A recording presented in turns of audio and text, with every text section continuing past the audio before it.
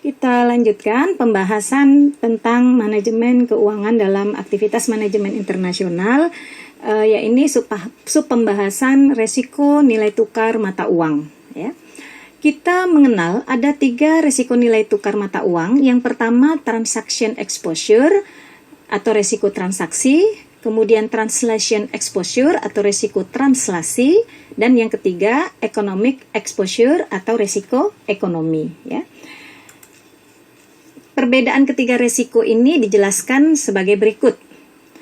Yang pertama, resiko transaksi. Resiko transaksi adalah resiko kerugian yang terjadi karena adanya perubahan nilai tukar mata uang yang dialami oleh pihak-pihak yang harus membayar atau menerima mata uang asing di waktu yang akan datang dalam kegiatan transaksi ekspor-impor yang dilakukan. Sedangkan risiko translasi adalah risiko kerugian yang terjadi karena adanya perubahan nilai tukar mata uang dialami oleh pihak-pihak yang menanamkan investasinya di luar negeri, di mana kerugian ini sebagai akibat adanya pernyataan kembali nilai aset-aset dan kewajiban-kewajiban dari satu mata uang ke mata uang lainnya. Ya. Nah, sekarang kita lihat apa persamaan dan perbedaan dari kedua risiko ini, risiko transaksi dan risiko translasi. Persamaannya adalah kedua risiko ini sama-sama terjadi disebabkan oleh hal yang sama, yaitu terjadinya perubahan nilai tukar mata uang. Ya. Nah, perbedaannya, risiko transaksi ini terjadi dalam kegiatan ekspor dan impor. Ya, artinya risiko ini kemungkinan dialami oleh eksportir atau oleh importir. Sedangkan risiko translasi ini terjadi dalam kegiatan investasi langsung atau penanaman modal asing. Ya. Nah, jadi biasanya begini, satu perusahaan dia melakukan investasi langsung ke negara lain. Dia membuat anak perusahaan di negara lain.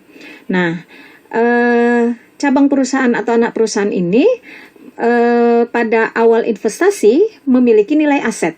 Ya. Nah, kemudian nilai aset itu dinyatakan dalam mata uang tertentu.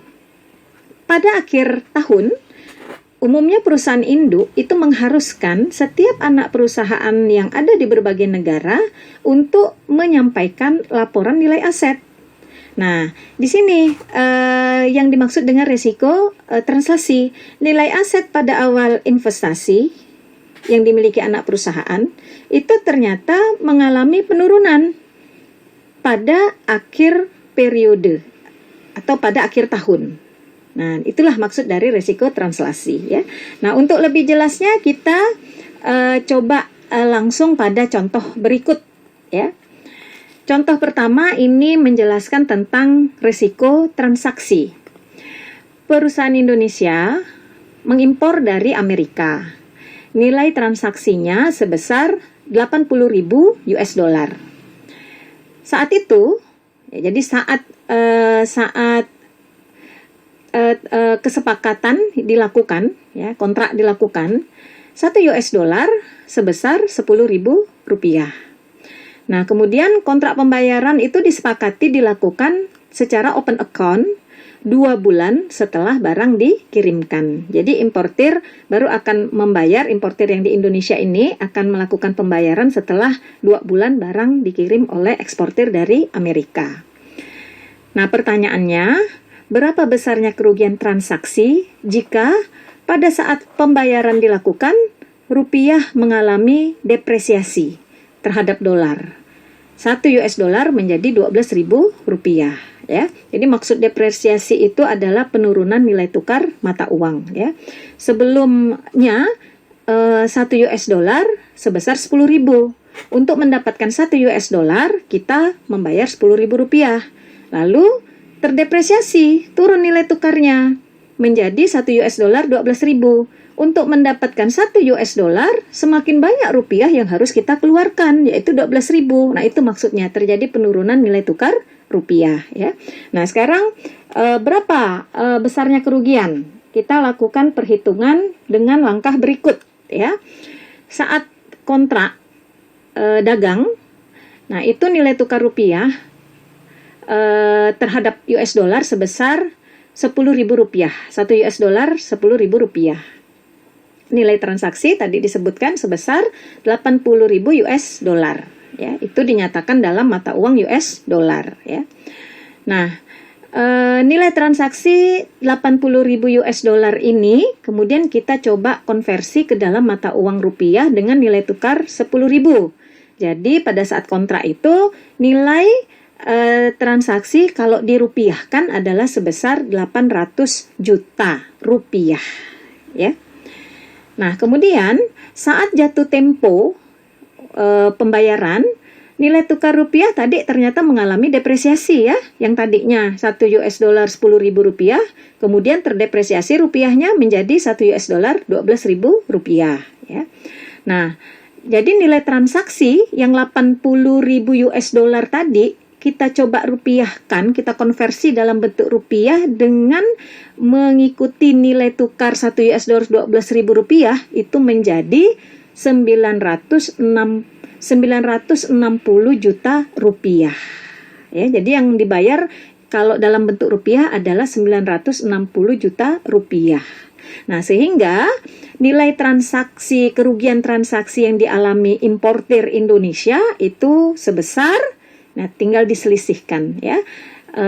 Kalau sekarang bayarnya 960 juta rupiah, saat kontrak nilainya 800 juta rupiah. Jadi selisihnya adalah 160 juta rupiah. Nah, inilah besarnya nilai kerugian yang dialami oleh importir Indonesia, ya.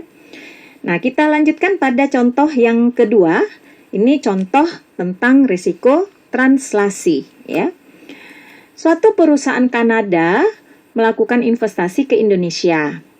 Nilai aset investasi dalam rupiah sebesar 800 miliar rupiah, ya.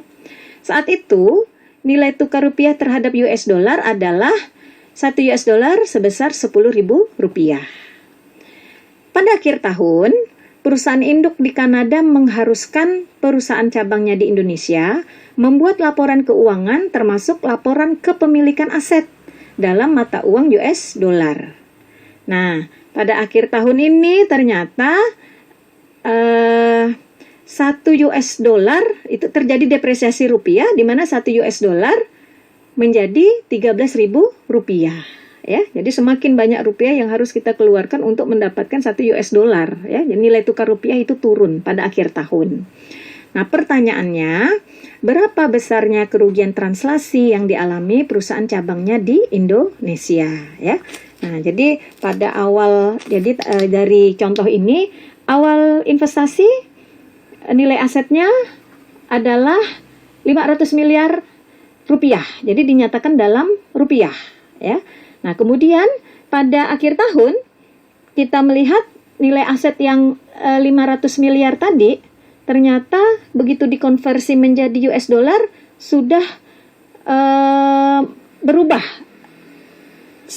nilai tukar rupiahnya, ya. Tentu ini menjadi satu masalah.